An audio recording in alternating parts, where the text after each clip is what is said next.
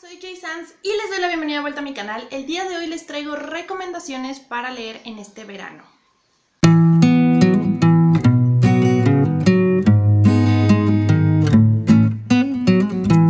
ya vieron al inicio del video, hoy les traigo unas recomendaciones para leer en este verano. Como saben, ya pronto se acercan las vacaciones y eso significa que ya existirá un poco de más tiempo libre para poder leer y hacer algunas que otras actividades.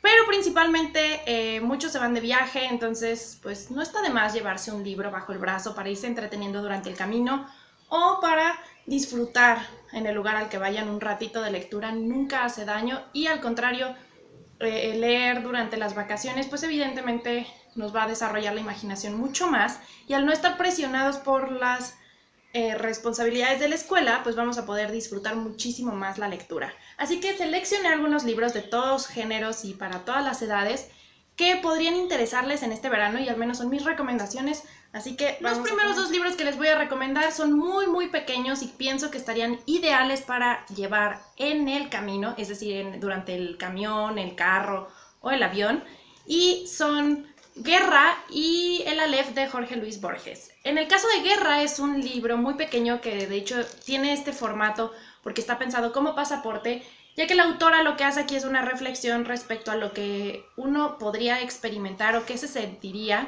si de pronto nuestro país estallara en guerra. Y en el caso del Aleph es un libro que siempre voy a recomendar. Borges es uno de mis autores favoritos y es maravillosa su forma de escribir. Este es una recopilación de ensayos, el más importante o el más reconocido es el Aleph, que es el que le da el nombre a la recopilación, pero cada uno de los ensayos, de los relatos, son tan interesantes. Hay de todo tipo, hay unos fantásticos, hay unos históricos, hay unos surrealistas. Entonces, como para ir en el camino disfrutando cada uno de los relatos, pienso que está ideal.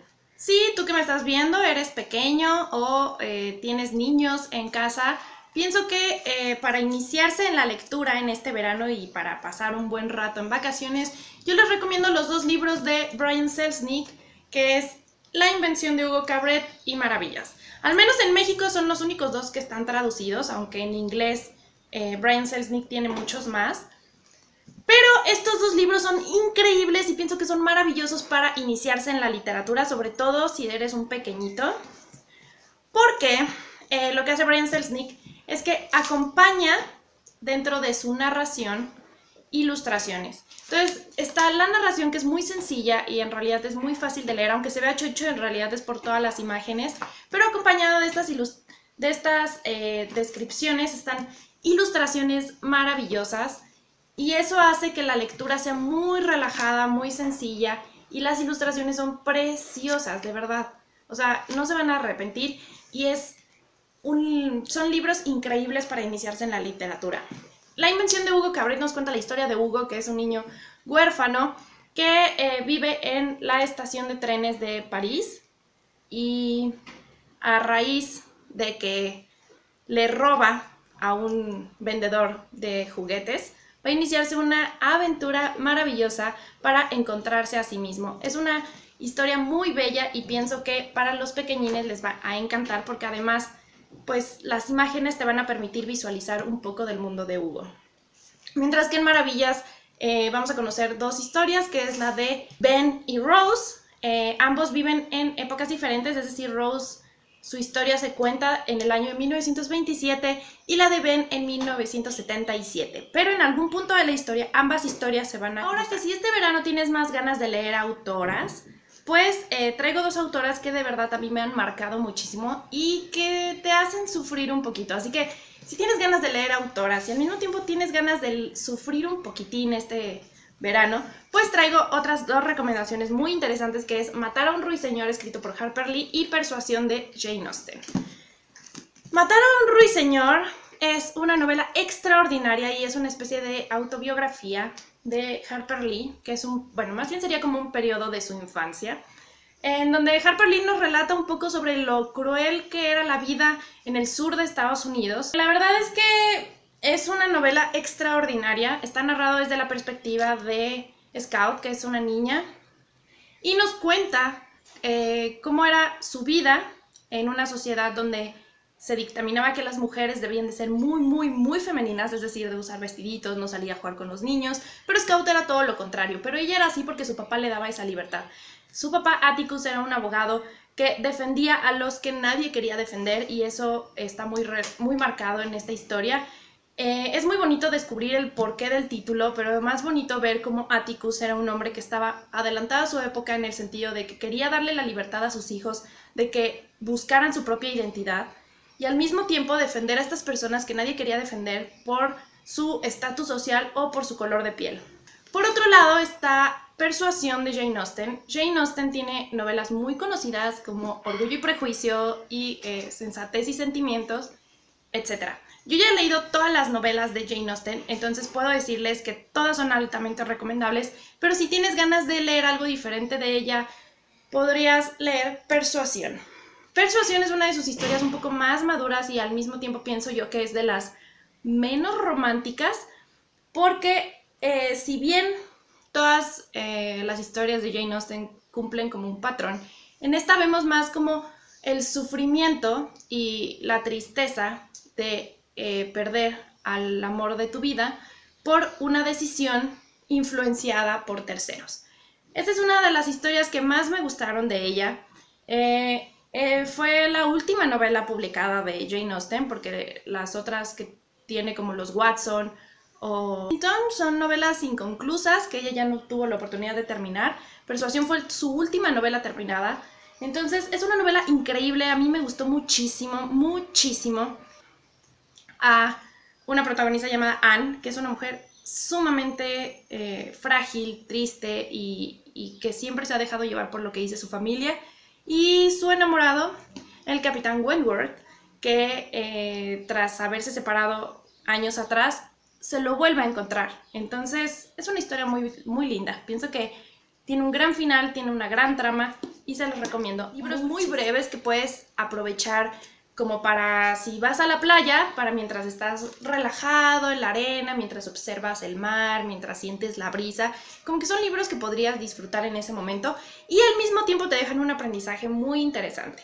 Y les estoy hablando de Rebelión en la granja de George Orwell y El viejo y el mar de Ernest Hemingway. Muchos piensan que El viejo y el mar es una novela muy pesada porque no tiene capítulos, en realidad está toda la historia de corrido, pero creo que es una historia maravillosa que nos habla sobre este proceso al que mucha gente le teme, que es la vejez. Pero pienso que justo Hemingway lo retrata de un modo tan hermoso que a mi parecer no es nada pesada la historia, al contrario, se vuelve sumamente reflexiva y sumamente conmovedora. En El viejo y el mar vamos a conocer la historia de Santiago, que es un viejo que todavía le gusta ir a pescar, pese a que ya no tiene la energía, pese a que quizás ya no tiene la fuerza. Él no se da por vencido porque toda su vida ha sido pescador y en algún punto él sabe que aunque se podría quedar a descansar en su casa, ya no tendría ningún sentido eso, porque toda su vida ha sido pescador y lo que él ama es justo ser un pescador. Es una historia increíble que nos habla de fuerza, de voluntad, que nos habla de la belleza de llegar a una edad a la que todo el mundo le teme, pero que de verdad, créanme, todos vamos para allá, así que no hay que tenerle miedo. Por otro lado, Rebelión en la granja es una novela de George Orwell, que yo me enamoré de George Orwell después de haber leído su novela en 1984, pero esa novela me aterró muchísimo. Y luego cuando leí Rebelión en la granja, igual me sentí sumamente aterrada, porque él tenía una forma de retratar a la sociedad, de verdad, muy escalofriante. Pero todo lo que viene en la novela, de verdad, es muy similar a lo que vivimos en la actualidad. Entonces creo que él estaba adelantado al pensamiento en su época.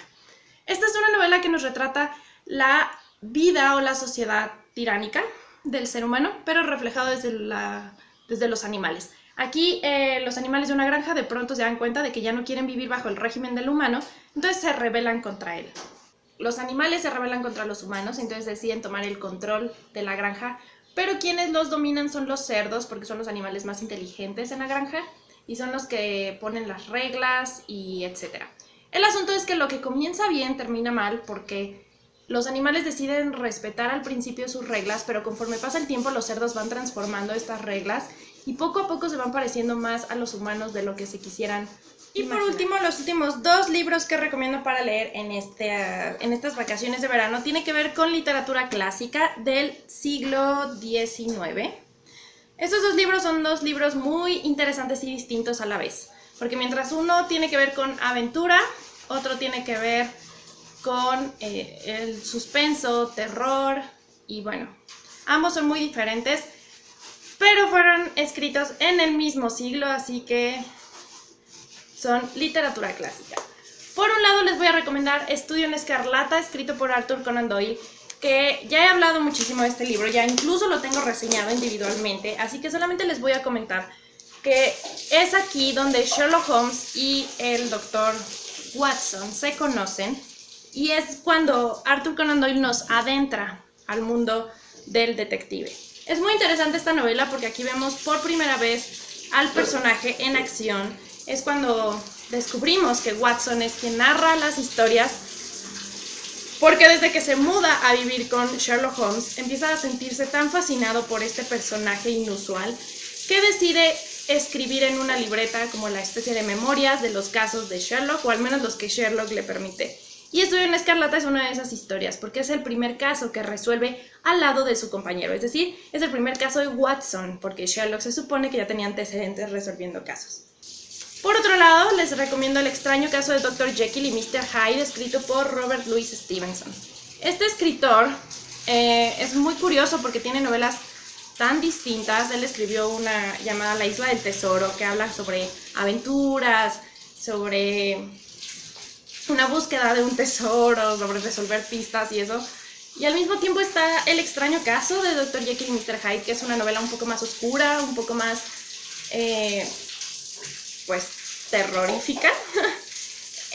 Aquí vamos a ver el desarrollo del Dr. Jekyll y de un personaje bastante terrible llamado Mr. Hyde. La historia está narrada desde la perspectiva del abogado del Dr. Jekyll, que de pronto un día se da cuenta de que pues, en el testamento el Dr. Jekyll le deja absolutamente todo a este personaje horrible que es Mr. Hyde, pero todo el mundo odia a Mr. Hyde porque es un ser de verdad desagradable a la vista, pero además es mala persona. Entonces el misterio de la novela es ir resolviendo por parte del abogado quién es Mr. Hyde y por qué es tan importante para el Dr. Jekyll.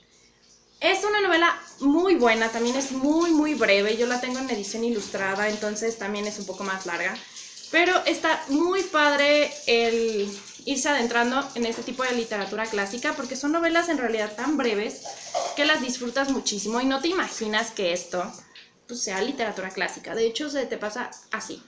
Pero son dos novelas alucinantes que son muy distintas a la vez, pero que al haber sido escritas en la misma época y además ambas se desarrollan en Londres, pues ves como desde esta perspectiva del escritor cómo era el Londres del siglo XIX, cómo se desenvolvía la sociedad, cómo era la gente, y eso es muy padre. Es como una fotografía escrita de una sociedad a la que definitivamente nosotros no formamos parte, pero que de alguna manera nos gusta porque hemos visto películas, porque hemos visto documentales y porque, por supuesto, Pero bueno, eso fue todo por el video de hoy. Espero que les hayan gustado muchísimo mis recomendaciones. Elegí aleatoriamente varios libros que supuse podría gustarle a todo tipo de personas. Por eso elegí literatura clásica, elegí literatura contemporánea, elegí literatura infantil, para que ustedes vayan decidiendo qué les gustaría leer en este verano. Estas son algunas recomendaciones, obviamente tengo muchas más, pero bueno, ya si quieren algún título en específico, género en específico, pues ustedes me lo pueden hacer saber aquí abajo en los comentarios y ya yo puedo seleccionar algún libro que crea conveniente para ustedes. Pero bueno, ya saben que todas mis redes sociales se las dejo aquí abajo en la caja de la descripción y cualquier comentario o sugerencia me la pueden hacer saber en los comentarios y ya saben que yo respondo todos y cada uno de ellos. Pero bueno, estas fueron mis 12 recomendaciones para el verano, pero si ustedes tienen una recomendación que me quieran hacer, algún libro que les haya gustado muchísimo y que crean que podría gustarme, déjenmelo igual aquí abajo o compártanmelo en redes sociales para que yo me vaya animando a leer algo en este verano. Soy Jason, les mando un beso enorme. Bye. Hola, ¿siguen aquí? Solamente les quería recordar, ya saben que si eres nuevo en el canal, te puedes suscribir en el botón que les dejo de este lado. Aquí les pongo el video que subí anterior a este y en este les dejo un video aleatorio para que vayan y se entretengan en el canal.